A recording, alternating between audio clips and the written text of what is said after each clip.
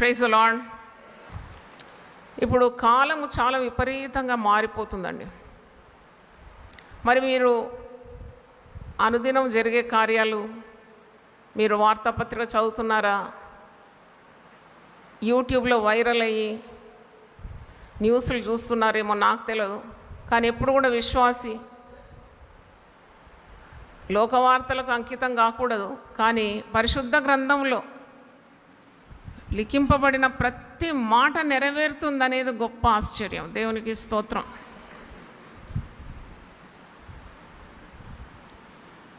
అంత్యదినములందు అనేకుల ప్రేమ చల్లారుతుందంటే నెరవేరుతుంది. దేవునికి స్తోత్రం. చల్లారిపోతుంది. భార్యకు భర్త మీద ప్రేమ లేదు, భర్తకు భార్య మీద లేదు, పిల్లల మీద తల్లిదండ్రులకు లేదు. ఏంటిది? ఎటుపోతుంది లోకం? మానవత్వం మంట కలిసిపోతుంది. తాజా వార్త మీకు తెలుసు అనుకుంటా. 10వ తరగతి అమ్మాయి కన్న తల్లిని ఏం చేసింది? కడతీర్చింది. తన ప్రియునితో ఆమె వివాహానికి అడ్డుపడింది. తల్లి చిన్నపిల్లవు, నువ్వు మైనరు, ఇంకా చదువుకోవాలి అన్నందుకు ఆ పిల్ల చెప్పా పెట్టకుండా ఇంటి నుండి వెళ్ళిపోయింది. తర్వాత పోలీస్ కంప్లైంట్ చేసినారు, పిల్లని తెచ్చుకున్నారు. పిల్లకు సహించలేకుండా తల్లి ఇలా పూజ చేస్తుందంట. పొద్దున్న లేచి స్నానం చేసి బిడ్డ తన ప్రియునితో కలిసి చున్నీతో బిగించి తలకు సుత్తెతోటి తల పగలగొట్టేసి, ముఖం పగలగొట్టేసి, ముక్కు పగలగొట్టేసి చచ్చిపోయింది తల్లి. చూడండి, తండ్రి లేకుండా ఈ తల్లి కష్టపడి పెంచింది బిడ్డను. ఆమెకి 2 కుమార్తెలు. అయితే కష్టపడి పెంచింది. ఒక తల్లి అనే ప్రేమ లేదండి. బైబిల్ అంటది నీ తల్లిని తండ్రిని ఏం చేయాలి? సన్మానించాలి. అంటే ప్రేమ చల్లారిపోతుందని ముందే చెప్పినాడు కదా యేసుప్రభు. జ్ఞానమేమో పెరిగిపోతుందట. Wisdom will increase, people will run to and fro అనేది దానియేలు గ్రంథం 12వ అధ్యాయం 4వ వచనం చూస్తే జ్ఞానం పెరిగిపోతుంది. ప్రజల్లో మనుషుల్లో జ్ఞానం అతిగా పెరిగిపోతుందని అవన్నీ మనకు తెలుసు. మనుషులు ఒక్క స్థలంలో కుదురబడి ఉండరట. అటు ఇటు ఇటు అటు పరిగెత్తనే ఉంటారట. Seeking what God knows. ప్రభు మత్తయి సువార్త 24లో రానున్న భవిష్యత్ కార్యాల గురించి చెప్పినాడు. ఇవన్నీ జరుగుతుంది కానీ సువార్త మాత్రం లోకాంతం వరకు ప్రకటింపబడుతూనే ఉంటుంది. అంతం వరకు సహించువాడు రక్షింపబడునని కూడా ఉంది.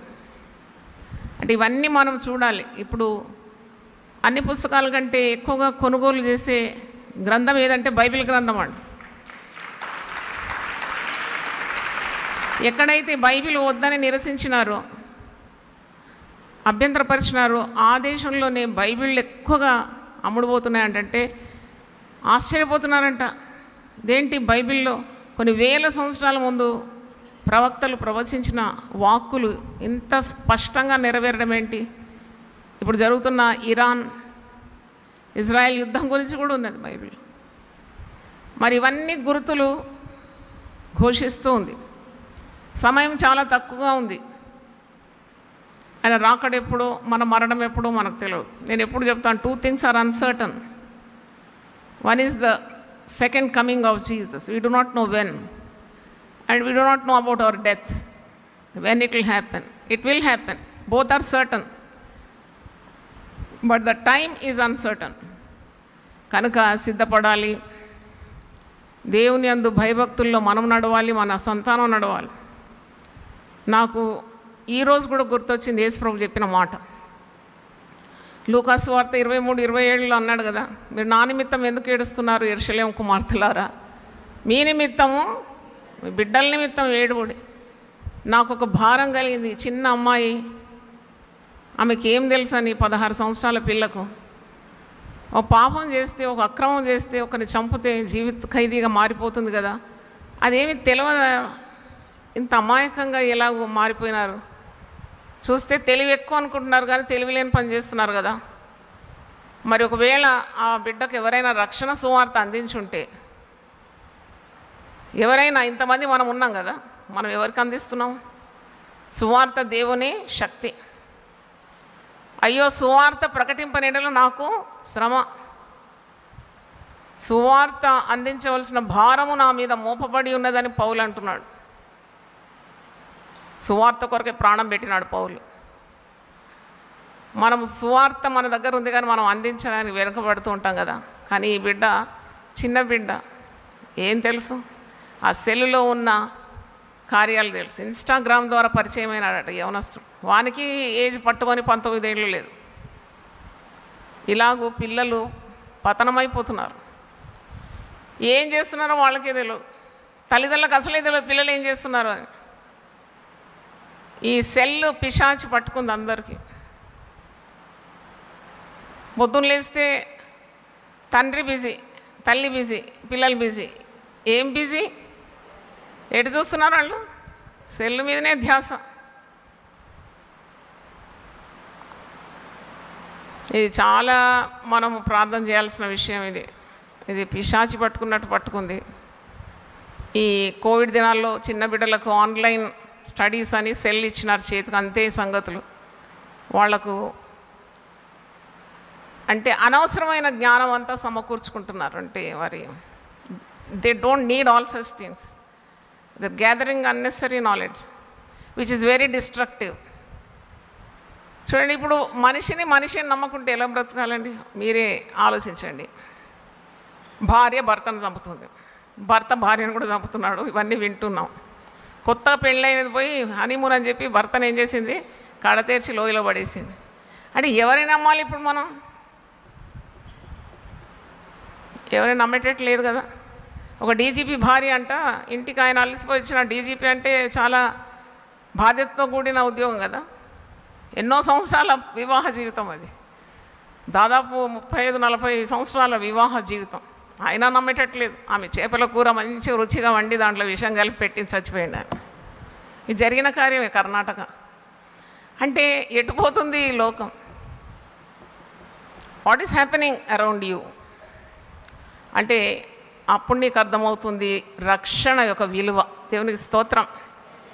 The value of the gospel. నేను ప్రతిరోజు దేవుని మొట్టమొదటి లేచి స్తుతిస్తాను కొన్ని కార్యాల కొరకు.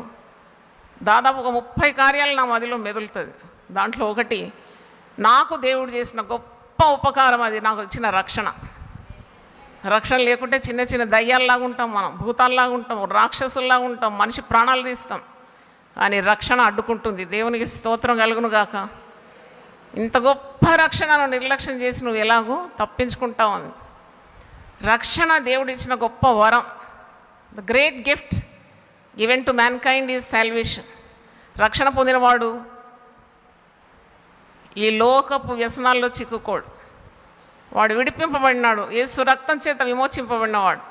యేసు రక్తం చేత వాని దుర్నీతి నుండి ప్రభువాన్ని విడిపించి పరిశుద్ధ జనంలో చేర్చినాడు. అందుకే రక్షణ చాలా విలువైంది. ఇప్పుడు ఈరోజు మనం ప్రార్థన చేస్తున్నామంటే ఇదొక రక్షణానందం. దేవుని సన్నిధిలో మనం ఆనందిస్తున్నాం. దేవుడు ఇచ్చిన రక్షణ బట్టి ఉత్సాహధ్వని చేస్తున్నాం, ప్రకటిస్తున్నాం ఆయనను గూర్చి, వింటున్నాము ఆయన వార్త. అదెంత అద్భుతం. అయితే ఈ సువార్త అందించే భారం మనకు ఉండాలని నేను ప్రార్థన చేస్తున్నాను ప్రతిరోజు. సేవ ఇచ్చినావు, సేవ ఇంత పెరిగిపోయి ఇంత జనాలు ఇచ్చినారు, అది చేస్తున్నాం, ఇది చేస్తున్నాం కాదు. ప్రతి ఒక్కరికి ఒకరైనా కలిస్తే వాళ్ళకి యేసుప్రభు నువ్వు చెప్పే అంత ఆ కనికర హృదయం నాకు దయచేయి ప్రభు అని అడుగుతున్నాను. ఎందుకంటే యేసుప్రభు ఒక సమరయ స్త్రీని మార్చినాడు. సమరయ స్త్రీకి వెలిగిచ్చినాడు, కన్నులకు వెలిగించినాడు.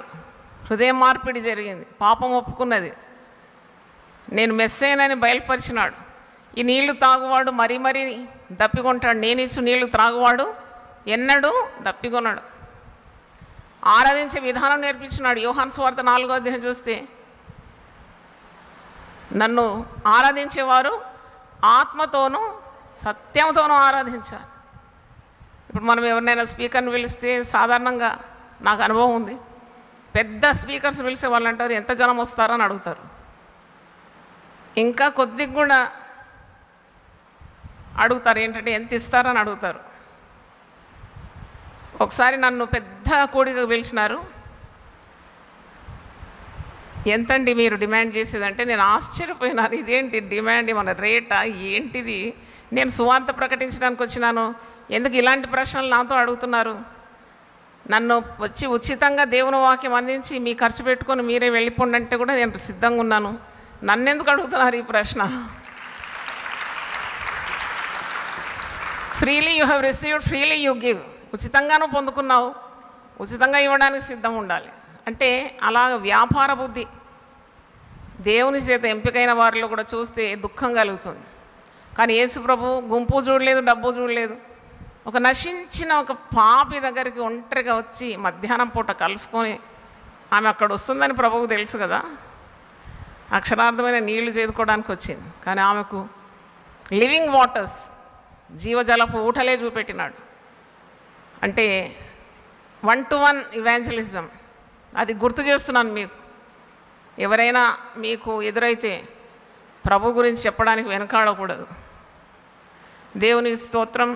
మరి ఇలాంటి కార్యాలన్నీ మన చుట్టూ జరుగుతుంది. మన స్పందన ఎలాగుంది, that is very important. How do you react to all this? You can pray about such crimes. మరి ప్రభువుని ఎరగని వారి కొరకు ఆత్మల భారంతో ప్రార్థించాలి. ఆ ప్రార్థన దేవుడు వింటాడు తప్పకుండా. ప్రార్థన లేనిది మనం ఏం చేయలేము. ప్రార్థించాలి, దేవా నాకు ఎదురైన వారికి నేను సువార్త అందించడానికి నేను జంకకుండా, భయపడకుండా నీ రక్షణ సువార్తను అందించడానికి నాకు కృప దయచేయమని ప్రార్థించాలి. దేవుడు ఇస్తాడట శక్తి. ఏదైనా మంచి ప్రోడక్ట్, మంచి సేల్కి ఉంది, ఒక మంచి మరి బట్టలు దొరుకుతుంది, చీరలు దొరుకుతుంది, పలానా షాపులు అంటే అడ్రస్ రాసుకుంటాం, ఫోన్ నెంబర్ రాసుకుంటాం, 10 మంది కన్నా చెప్తాం చాలా బాగున్నాయి అక్కడ సరుకు. కానీ యేసు ప్రభు శాశ్వతమైన రాజ్యాన్ని ఇస్తానంటే మనం ఎందుకు ఆ రాజ్య సువార్త అందించకూడదని? You can guide people, you can lead people to the house of God. దేవుని వాక్యం చేత వారిని సంధించవచ్చు, మంచి మాటలు చెప్పవచ్చు, ఒక పుస్తకం ఇచ్చి వారితో మాట్లాడవచ్చు, ప్రభు గురించి మాట్లాడాలి. అన్న ప్రవక్తి, ఆమె వయస్సు నేను లెక్క పెడితే 20 సంవత్సరాలకు వివాహమై 7 సంవత్సరాలు ఆమె పెనిమిటితో కాపురం చేస్తే 27, మరొక 84 సంవత్సరాలు ఆమె ఆలయంలో సేవలు చేసిందట. 27, 84 కలిపితే ఎంత అవుతుంది? 111 సంవత్సరాలు. అంటే ఇంత దీర్ఘకాలంగా బ్రతికిన ఒక స్త్రీ, ఒక ప్రవక్తి, ఒక దైవ సేవకురాలు రేయింబగళ్ళు ఉపవాసం ఉందంట. నాకు స్ఫూర్తినిచ్చింది అది. ముసలి ప్రాయంలో ఉపవాసం ఉండొద్దు, షుగరు బీపీ ఉంటే ఉండొద్దు అంటారు కదా. మరి అన్నా ప్రవక్తి ఏముండిందో ఎవరికి తెలుసు? వయస్సు మీరినా కానీ, మీరు లూకా సువార్త 2వ అధ్యాయం ఆఖరి పేరాలో చదవండి, వయస్సుతో పనే లేదు, ఆమె భక్తికి ముడిపడడం లేదు. వయస్సు గతించినది, రేయింబగళ్ళు ఉపవాసాలు చేస్తుంది. ఆమె విమోచకుడైన యేసుప్రభు గురించి మాట్లాడుతుందంట. కనబడిన వాళ్ళందరితో కూడా ఆమె మాట్లాడుతుంది. ఆ వాక్య భాగం ఒకసారి మీకు గుర్తు చేస్తాను. లూకా సువార్త 2వ అధ్యాయము. అంటే ప్రతి విశ్వాసి కూడా ఇది అనుకరించాల్సిన గొప్ప మాదిరి అని నాకు అనిపించింది. లూకా సువార్త 2వ అధ్యాయం. ఈమె ఆషేరు గోత్రికురాలు. 36 నుండి చదువుతున్నాను. మరియు ఆషేరు గోత్రికురాలను పనూయేలు కుమార్తెనైన అన్న అను ఒక ప్రవక్తి ఉండెను. ఆమె కన్యాత్వం మొదలు 7 ఏండ్లు పెనిమిటితో సంసారం చేసి బహుకాలం గడిచినదై 84 సంవత్సరములు విధవరాలై ఉండి దేవాలయం విడవక, దేవాలయం వదిలిపెట్టలేదంట. చూడండి, దేవాలయం రమ్మంటేనే పెద్ద బాధ అనుకుంటారు మీరు. ఈమె దేవాలయంలోనే ఉండిపోయింది. ఈ దినాల్లో దేవాలయంకి రావడం లేదు కదా, అందరూ ఇంటి దగ్గర చూసుకుంటారు, యూట్యూబ్ అంటారు. పోయిన ఆదివారం దేవాలయం యొక్క మందిరం యొక్క ప్రాధాన్యత చెప్పినాను. మందిరం ఎంత శ్రేష్టమైంది, పరిశుద్ధమైంది, పవిత్రమైంది, దైవ కార్యాలు జరిగే దేవుడుండు స్థలం, దైవ సన్నిధి అనుభవించాల్సింది దేవుని ఆలయం. ఈమె దేవాలయం విడవకుండా ఉపవాస ప్రార్థనలతో రేయింబగళ్ళు, రాత్రనక పగలనక, ఆలయ పనులు ఎవరికన్నా అప్పగిస్తే గడియారం చూస్తూ ఉంటారు ఎప్పుడు వెళ్ళిపోవాలని. ఎందుకంటే వాళ్ళ ఇంటికాడ కూడా పనులు ఉంటాయి కదా, గడియారం చూస్తారు, వెళ్ళిపోతాను. అట్లా కాదు, ఈమె మొత్తం అంకితం అయిపోయింది దేవుని. ఉపవాస ప్రార్థనలు చేస్తున్నాం. ఈమె రేయి పగళ్ళు ఆలయం విడవకుండా మరి దైవ సన్నిధి అనుభవిస్తుంది. అయితే దేవుడిచ్చిన ప్రతిఫలం ఏంటి? ప్రతిదానికి ప్రతిఫలం ఉంది. నువ్వు చేసే ప్రతి ప్రయాసం, కార్చే ప్రతి కన్నీరు, చేసే ప్రతి క్రియ, నీ పరిచర్య, నీ విశ్వాసం, నీ సహనం, నీ ప్రయాసం, నీ కన్నీళ్ళు అన్నిటికీ ప్రతిఫలం ఉంటుంది. ఇంతగా కష్టపడింది, ఉపవాసం ఉన్నది, సేవలు అందిస్తుంది. అది పగలు సేవ చేసి రాత్రి పండుకోవడం లేదు, రాత్రింబగళ్ళు సేవ చేస్తుంది, దేవాలయాన్ని వదిలిపెట్టడం లేదు. ఆమెకు వచ్చిన బహుమానం చూడండి, ప్రతిఫలం. ఆమె కూడా గడియలోనే లోపలికి వచ్చి దేవుని కొనియాడి యెరూషలేములో విమోచన కొరకు కనిపెట్టుచున్న వారందరితో ఆయనను గూర్చి మాటలాడుచుండెను. ఈ అన్న ప్రవక్తికి యేసు ప్రభు బాలయేసు 8 దినాల బాలయేసును ఎత్తుకొని ముద్దాడి కొనియాడి ఆయన గురించి మాట్లాడే అవకాశం దేవుడు ఆమెకు అనుగ్రహించినాడు. దేవునికి స్తోత్రం, హల్లెలూయా. కనుక ఈ కీడంతా తప్పించుకోవాలంటే, లోకమాలిన్యము తప్పించుకోవాలంటే ఏం చేయాలి ప్రభు అని నేను ఒక ప్రశ్న దేవుని అడిగినాను సాయంకాలం దేవుని సన్నిధిలో కూర్చొని. How to escape from all this sin, murky world, మురికి లోకం, బురద వంటి లోకం, మాలిన్యంతో నిండిన లోకంలో నుండి మేము ఏలాగూ తప్పించుకోవాలంటే నాకు దేవుడు 2 మార్గాలు బయలుపరిచినాడు. అదొకటి, నువ్వు తెగకుండా ప్రార్థన చేయాలి, ఎల్లప్పుడూ దేవుని స్తుతించాలి. Hallelujah. Praise and prayer will deliver you from any difficulty. ఎట్టి పరిస్థితి నుండి కూడా నిన్ను విడిపిస్తుంది. ఈ 2 గొప్ప ఆయుధాలు, యుద్ధోపకరణాలు అనాలి. వాక్యంలో నేను చూసినప్పుడు 119వ కీర్తన 164లో 7 మార్లు నేను నిన్ను స్తుతిస్తాను అంటున్నాడు. 7 times a day I will praise you. 7 అంటే పరిపూర్ణమైన సంఖ్య, అంటే దినమంతా. 34వ కీర్తన 1వ వచనం, నేను ఎల్లప్పుడూ యెహోవాను సన్నుతించు, ఎప్పుడు ప్రార్థిస్తాను, ఎప్పుడు స్తుతిస్తాను. Always I praise you. కూర్చున్నా, లేచిన, పనులు చేసుకున్నా నా గుండె స్తుతులతో నింపబడుతుందని అంటున్నాడు. అలాగే ఎబ్రీ 13:15 నుండి 16 వచనాలు చదివినప్పుడు జిహ్వ ఫలం అని ఉన్నది, అంటే నోటి ఫలం. నోటి ఫలం అంటే దేవునికి స్తుతియాగము చెల్లించాలని ఉన్నది. జిహ్వ ఫలం, the fruit of your lips is nothing but praise. ఆ దేవుని కట్టి స్తుతి చెల్లించాలి. 150 కీర్తన 6 వచనాలు కూడా స్తుతి గురించే ఉంది. అంటే ప్రతి విషయంలో నువ్వు దేవుని స్తుతించాలని మొదటి తెస్సలోని 5:16లో ఉంది. అంటే స్తుతి అనేది విశ్వాసికి చాలా అవసరం. స్తుతి లేకుంటే నువ్వు సణుగుతావు, సణిగి సంహారకుని చేత నశించిపోతావు. కుటుంబాలన్నీ పాడవడానికి కారణం స్తుతి లేకపోవడమే, కృతజ్ఞత లేకపోవడమే. 1 కొరింథీ 10:10లో ఉంది కదా, వారు సణిగిరి, వారంటే ఎవరు? ఇశ్రాయేలు సణిగి సంహారకుని చేత నశించిపోయినారట. అందుకే స్తుతి అనేది చాలా ఇంపార్టెంట్. నువ్వు దగ్గర కుదుటబడి కూర్చొని మౌనంగా దేవుడు చేసిన ఉపకారాలన్నీ తలస్తే పాపం అంటుకోదు నీకు. Sin will not touch a grateful heart. ఎప్పుడైతే నువ్వు కృతజ్ఞత కలిగి ఉన్నావో, దేవుడు అనుగ్రహించిన రక్షణ, వెలుగు, క్రైస్తవ జీవితం ఒక మాధుర్యము, పరిశుద్ధ గ్రంథంలో ఉన్న వాగ్దానాలు ఇవన్నీ నువ్వు స్మరిస్తావో, ఇంత గొప్ప మేలు అనుభవించి నువ్వు పాపం ఎలా చేస్తావు? చేయలేవు. అందుకే స్తుతి చాలా ప్రాధాన్యత క్రైస్తవ జీవితంలో. నెక్స్ట్ ఏంటి ప్రాధాన్యత? పరిశుద్ధ గ్రంథంలో ఉంది కదా, స్తుతుల మీదనే ఆయన ఆసీనుడై ఉంటాడు. మరి ఒకటి ప్రార్థన విశ్వాసికి మరి ఊపిరి వంటిది. It's a breath of a believer. ఈరోజు కూడా నేను దానియేలు జ్ఞాపకం చేసుకున్నాను. దానియేలు 3 సార్లు ఎందుకు ప్రార్థన చేసినాడు? మనకందరికి ఒక్కసారి ప్రార్థన చేయడమే చాలా గొప్ప. 10 నిమిషాలు చేసి గంట అయింది అనుకుంటాం, అది గడియారం చూస్తూ ఉంటాం కదా. 10 నిమిషాలు కూడా కాదు అది, కానీ దానియేలు ఎందుకు ఇంత ప్రార్థన చేస్తున్నాడు? ఏం ప్రార్థన చేస్తున్నాడు? Why did he pray 3 times a day? ఆయన ప్రధానమంత్రిగా ఉన్నాడు. ఆయన ప్రభుత్వ బాధ్యతలు, ప్రజల బాధ్యతలు ఉంది ఆయన మీద. మరి అంత బాధ్యత గల స్థాయిలో ఉండి 3 సార్లు ప్రార్థన చేయడానికి ఆయనకి ఎలాగో వీలైంది నేను ఆలోచించినాను. ఎందుకంటే దానియేలు ఒక అన్య దేశంలో ఉన్నాడు, అన్య రాజు దగ్గర ఉన్నాడు. ప్రజలందరూ దేవుని ఎరగని వారు. ఆయన బతికి బట్టగట్టాలంటే 3 సార్లు కాదు 30 సార్లు ప్రార్థన చేసినా తక్కువే. ఆయన గమనించినాడు. దేవునికి స్తోత్రం.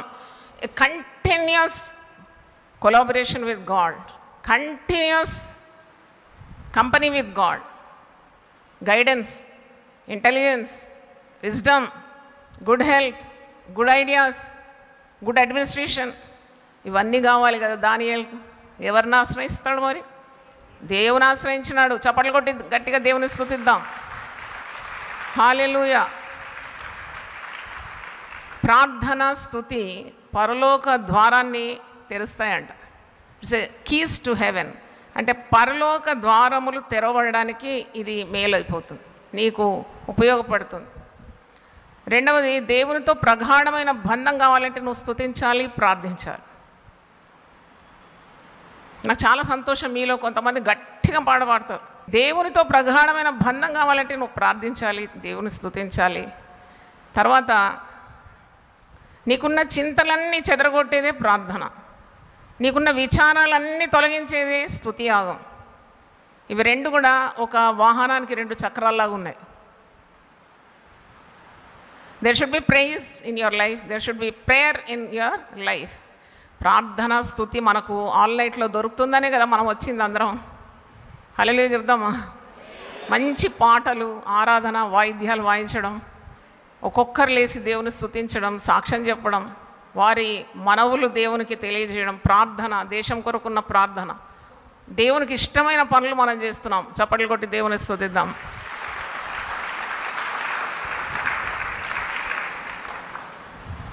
ఈ 2 కార్యాలు చేయకుండా సాతానుడు అడ్డగిస్తాడు. మీకు తెలుసా సంగతి? Satan knows so much about a believer that it hampers the life of prayer and the spirit of praise.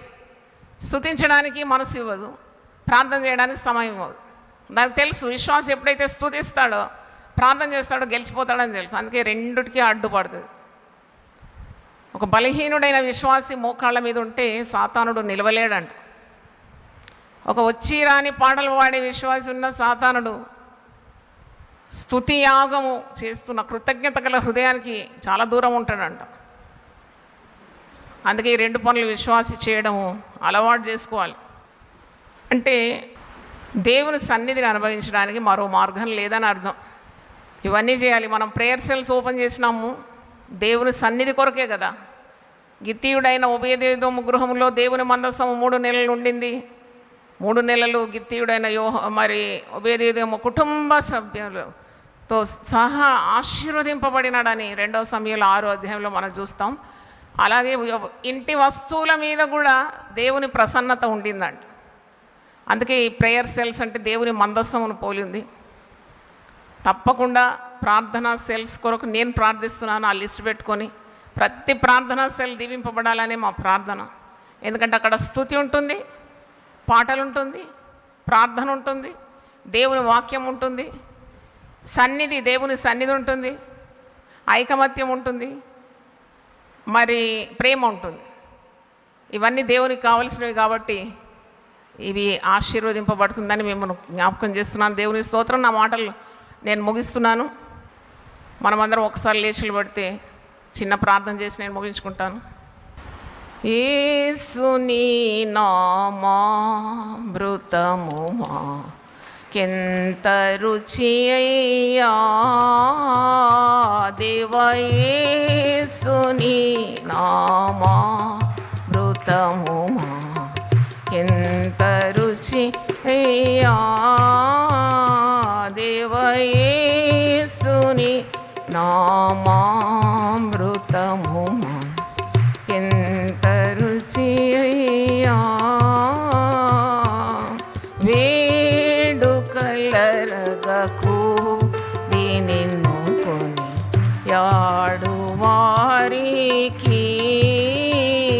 దేవ వేడుకలర కూడెను యాడు వారికి. చప్పట్లు కొట్టి ఆరాధిద్దాం.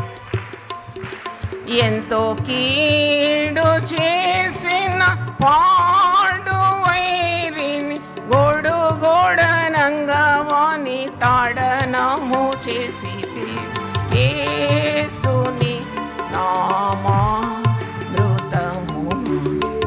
ఎంత రుచి అయ్యా దేవ యేసుని నామామృతము ఎంత రుచి అయ్యా.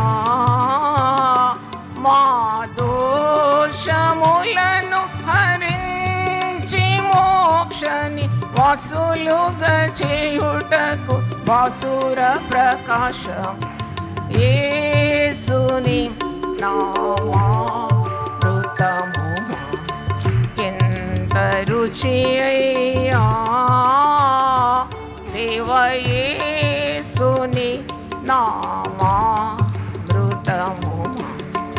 ఎంత రుచి అయ్యా. ప్రార్థన చేసుకుందాం. మహాపరిశుద్ధుడా, మరి ఒకసారి నీ పాదములు పట్టుకొని ప్రార్థిస్తున్నాము. మాకు ఇట్టి అవకాశం ఇచ్చినందుకు నీకు స్తోత్రం నాయనా. మేము పాటలు పాడి నిన్ను మహిమపరచాలి. ఇశ్రాయేలు చేయి స్తోత్రముల మీద నువ్వు ఆసీనుడై ఉంటావు. మా హృదయం నిండిన దాన్ని బట్టి మా నోరు పలుకుతుంది నాయన. హృదయం నిండా కృతజ్ఞత ఉన్నప్పుడు పాటలు మా నోట వస్తాయి నాయన. నువ్వు చేసిన ఉపకారాలన్నిటికీ ప్రతిగా మేమేం చేయగలం? రక్షణ పాత్రను చేతపుచ్చుకొని నీ పేరట ప్రార్థన చేస్తున్నాం. ప్రార్థన ఎడతెగక చేయమన్నావు. నిత్యము నిన్ను స్తుతించమన్నావు. ప్రతి విషయంలో స్తుతించుట ఇది యేసుక్రీస్తునందు మీ విషయంలో దేవుని చిత్తమని సెలవిచ్చినాం తండ్రి. మా కట్టి స్తుతియాగము చెల్లించడం, సణుగుడు సంశయాలు మాని ప్రతి విషయంలో అన్నిటి గురించి స్తుతించడానికి నేర్పండి నాయన. అప్పుడు మేము కీడుకు దూరంగా ఉంటాం, నీకు సమీపంగా ఉంటాం. నీ ఆలోచనలు మేము గ్రహిస్తాం ప్రభువా. నీ సన్నిధి మేము అనుభవిస్తాం. నీ శక్తి ఉనికిని మేము తెలుసుకుంటాం. ప్రార్థనా శక్తి కూడా చాలా గొప్పది నాయన. నిరంతరం ప్రార్థన చేయమన్నావు, ఎడతెగక ప్రార్థన చేయమన్నావు. ధూపం వలె ప్రార్థన మా నోటి నుండి, మా హృదయం నుండి నీ సన్నిధికి చేరాలని కోరుతున్నావు నేను. నిన్ను మాతో కలిపేదే ప్రార్థన. ఈ సమయంలో తండ్రి 2 కార్యాలు విశ్వాసులకు గుర్తు చేసినాను. అందరి జీవితంలో ఈ దయచేయమని కోరుతున్నాను. దినములు బహుచెడ్డవిగా ఉన్నది తండ్రి. సమయమును పోనీయక సద్వినియోగం చేస్తూ ప్రార్థన లేదు, యాచన లేదు, విజ్ఞాపన లేదు, పాటలు, ఆరాధన, స్తుతి, వాక్యము, ఇతరుల కొరకు ఉన్న శ్రద్ధ ఇవన్నీ మాకు దయచేయమని నీ సన్నిధితో మమ్మల్ని అందరినీ నింపి సాతానుడు చేయగోరే కీడంతా తరిమి కొట్టడానికి ఉన్న యుద్ధోపకరణాలు మా చేతికి ఇచ్చినావు. వాటితో మేము రక్షింపబడడానికి, దీవింపబడడానికి, కీడుకు దూరంగా ఉండడానికి మమ్మను, మా బిడ్డలను, మా కుటుంబాలను నీవు నీ సంరక్షణలో కాపాడుమని జీవవాక్యం పట్టుకొని మరి తండ్రి వక్రజనం మధ్యలో జ్యోతుల వలె ప్రకాశించడానికి మా కృపను దయచేయమని యేసు నామములో అడిగి వేడుకుంటున్నాను తండ్రి. Amen. Amen. God bless you.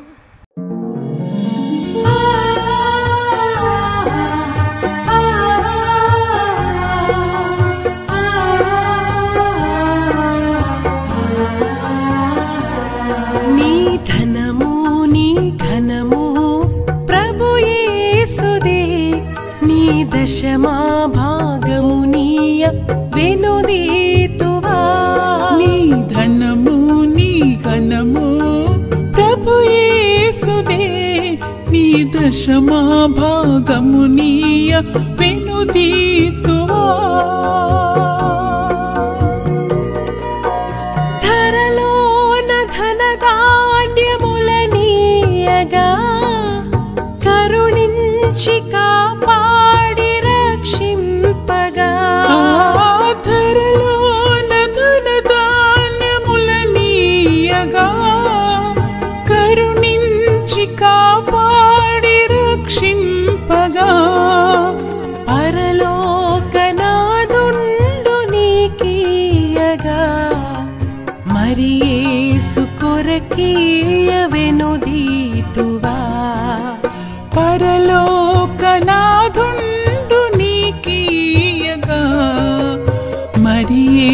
యేసు కొరకీయ వినుదీతువా నీ ధనము నీ ఘనము ప్రభు యేసుదే నీ దశమా భాగము నీయ వినుదీతువా పాడి పంటలు ప్రభువు నీకియగా కూడు గుట్టలు నీకు దయచేయగా పాడి పంటలు ప్రభువు నీకియగా కూడు గుట్టలు నీకు దయచేయగా వీడంగ ప్రభు యేసు నామంబును గడువేల ప్రభుకీయను క్రైస్తవా వేడంగ ప్రభు యేసు నామంబును గడువేల ప్రభుకీయను క్రైస్తవా నీ ధనము నీ ఘనము ప్రభు యేసుదే నీ దశ